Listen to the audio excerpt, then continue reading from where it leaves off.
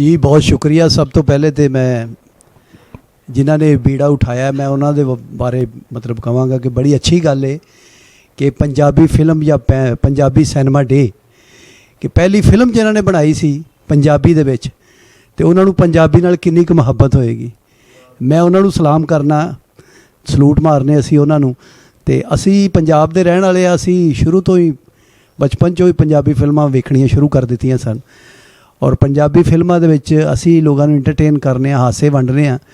लेकिन साडी इंस्पिरेशन सीगी मनवर ज़रीफ साहब, जुल्फी साहब, रंगीला साहब जिन्होंने पंजाबी फिल्म च लोगों को इन्ना क हसाया ते वो एक्टर भी बड़े अच्छे सन। फिर पंजाब के जिहड़े शायर सन ख्वाजा परवेज़ साहब, बड़ा अच्छा गीत लिखिया उन्होंने। फिर मास्टर अब्दुल्ला साहब वर्गियां तर्जां नहीं किसी ने बनाईयां। उदों शायर भी पाक हुंदे सन, वो तर्ज बनाउण वाले भी पाक सन ते वो अज भी सारी जिंदगी वो कायम और दायम रहना क्योंकि वो इहो जिहियां चीज़ां कभी गायब नहीं होंदियां क्योंकि सच्चाई इत्थे ही फिरदी रहिंदी इंसान दे कोल। ते उन्होंने सच्चे दिल दे नाल पंजाब दे विच पंजाबी फिल्म लई, पंजाबी लोगों वास्ते काम किया। गैरत की हुंदी है, भैण की हुंदी है, धी की हुंदी है, सारे रिश्तिਆਂ ਨੂੰ उन्होंने पंजाबी फिल्म दे विच दिखाया। तो असी उन्होंने शुक्रिया अदा करांगे कि साड़ी आने वाली नस्ल में भी पता लगे कि पंजाबी फिल्म कदों बनी सी ते इंशाअल्लाह बनती रहेगी। अजकल लाहौर दे विच तुहानूं पता लाहौर पंजाब दा दिल है तो इत्थे ते पंजाबी फिल्म एडी एडी वधिया बनी कि जिहड़ी लग गई तो मुड़ के लथी नहीं। साला साहब फिल्म, शेर खां, फिर अपना हाँ जी चन्न बरियाम ते हीर रांझा दा ते जवाब ही नहीं जी। एक भट्टी साहब ने भी पंजाबी फिल्म बनाई सी हीर, ਉਹਦੇ 'ਚ बड़े गाने सन ते सुरन लता साहब ने गाने गाए जी। हाँ जी, तो ये लोग अज तक पंजाब वास्ते काम करते आ रहे हैं। हाँ जी, तो पंजाब इंशाअल्लाह ताला पंजाबी ज़ुबान इस तरह ही जिंदा रहेगी। हुण तो मेरे हिसाब नाल पंजाबी ज़ुबान बड़ी हिजरत कर गई है, कितों तक पहुँच गई है। हर बंदा इस टाइम पंजाबी नूं देख रहा। असी उर्दू चैनल तो बह के तो पंजाबी बोलते रहने हैं तो लोग सानूं पसंद करते हैं। तो पंजाबी इंशाअल्लाह ताला इस तरह ही जिंदा रहेगी जी। बहुत शुक्रिया। शुक्रिया अलबेला साहब। मियाँ मुहम्मद बख्श का एक शेर है कि बाल चिराग इश्क मेरे दा ते रोशन कर दे सीना, दिल दे दीवे दी रोशनाई पहुंचे विच ज़मीना। असी हुण अपने सूफियां तो अगे टुरदे नहीं। जे असी टुरीए तो एक सूफी रीत का एक अवामी शायर जिन्हें हमेशा खलकत की गल की, इत्थों के लोगों के भले की गल की और फिर इन्हां दी खुशकिस्मती है कि दुनिया ने इन्हां दी जिंदगी दे विच इन्हां नूं मन्निया। मोगा दे विच चढ़दे पंजाब दे विच पहला मुजस्मा उत्थे शहीद भगत सिंह पार्क दे विच इन्हां दा लगा सी और उहदी असीं एक तकरीब भी 2015 दे विच कीती सी। दुनिया भर दे विच जिथे पंजाबी शायरी दा नाम आंदा है बाबा नजमी जी दा जिक्र लाजमी हुंदा है। की कहंदे हो इस वड्डे दिन ते कि जिहड़ा इनीशिएटिव लिया साडे चढ़दे पंजाब ने दोस्तां ने और अज पूरी दुनिया दे विच Punjabi film day, Punjabi cinema day ये मनाया जा रही है, इस खास दिन ते की पैगाम अपना देण दे? अज असीं प्रचार के हवाले ने इत्थे बैठे हुए हैं दफ्तर च और गल कर रहे हैं फिल्म की। तो फिल्म की गल सब तो पहले कि मेरा भी कुछ अर्सा ताल्लुक रहा है फिल्म के नाल।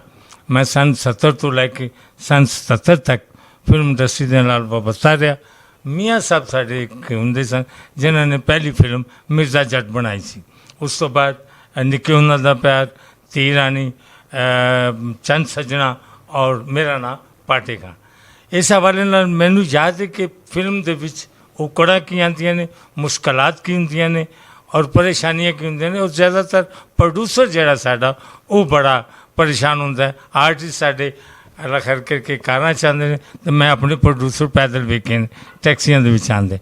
पर अज दा दिन साडे वास्ते बड़ी वड्डा दिन है क्योंकि पंजाबी ज़बान नूं जिहड़ा अक्सर लोगों ने थोड़ा जिहा अपने आप तो परे करने की कोशिश की, लेकिन अज साढ़े नौजवान तबका जिहड़ा इस वेले मैदान च खलोता है उन्हें फिर पंजाबी नूं उजागर किया और पंजाबी कर वो हुई आवाज़ अपड़ गई कि पंजाबी बोलनी चाहिए, पंजाबी पढ़नी चाहिए, इन्होंने कॉलेजां स्कूलों दे विच भी पढ़ाया जाना चाहिए। ये साढ़े वास्ते बड़ी खुशनसीबी और असी अज दा दिन जिहड़ा 1935 विच शुरू होया सी 32 फिल्म जो जिक्र होया क्योंकि मैं भी पढ़िया मैं भी और 35 दे विच हुण रिलीज़ हुई अज दे दिहाड़े उस ਜ਼ਮਾਨੇ 'ਚ ਪਤਾ ਨਹੀਂ ਕੀ, ਲੇਕਿਨ ਸਾਡੇ ਦੌਰ 'ਚ ਕਿਸੇ ਜ਼ਮਾਨੇ 'ਚ ਜੁਮੇ ਨੂੰ ਫਿਲਮ ਰਿਲੀਜ਼ ਹੁੰਦੀ ਸੀ।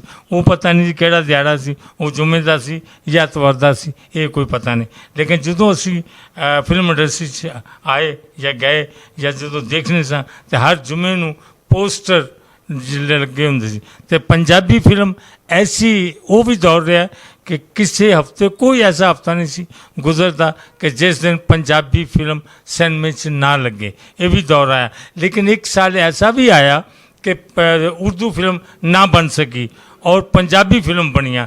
ਉਸ ਸਾਲ ਸਾਰੀਆਂ ਤੇ ਇੱਕ ਨਿਗਾਰ ਅਵਾਰਡ ਹੁੰਦਾ ਸੀ ਜਿਹੜੀ ਬੜੀ ਇੱਜ਼ਤ ਦੀ ਨਿਗਾਹ ਨਾਲ ਨਿਗਾਰ ਅਵਾਰਡ ਨੂੰ ਵੇਖਿਆ ਜਾਂਦਾ ਸੀ ਔਰ ਉਹ ਜਿਹਨੂੰ ਜਿਸ ਆਰਟਿਸਟ ਨੂੰ ਉਹ ਨਿਗਾਰ ਅਵਾਰਡ ਮਿਲਦਾ ਸੀ ਉਹ ਉਸ ਸਾਲ ਦਾ ਬਿਹਤਰੀਨ ਆਪਣੇ ਆਪ ਨੂੰ ਆਰਟਿਸਟ ਤਸੱਵਰ ਕਰ ਸਕਦਾ। ਲੇਕਿਨ ਪਹਿਲਾਂ ਨਿਗਾਰ ਅਵਾਰਡ ਪੰਜਾਬੀ ਫਿਲਮ ਨੂੰ ਨਹੀਂ ਸੀ ਮਿਲਦਾ, ਨਾ ਆਰਟਿਸਟਾਂ ਨੂੰ ਮਿਲਦਾ ਸੀ। ਉਸ ਸਾਲ ਇਤਫਾਕ ਨਾਲ ਕੋਈ ਉਰਦੂ ਫਿਲਮ ਬਣੀ ਨਾ ਔਰ ਪੰਜਾਬੀ ਫਿਲਮ ਬਣੀ ਤੇ ਉਹ ਫਿਰ ਉਹਨਾਂ ਨੂੰ ਮਜਬੂਰੀ ਦੀ ਵਜ੍ਹਾ ਨਾਲ ਉਹਨਾਂ ਨੂੰ ਨਿਗਾਰ ਅਵਾਰਡ ਪੰਜਾਬੀ ਆਰਟਿਸਟਾਂ ਨੂੰ ਮਿਲਿਆ।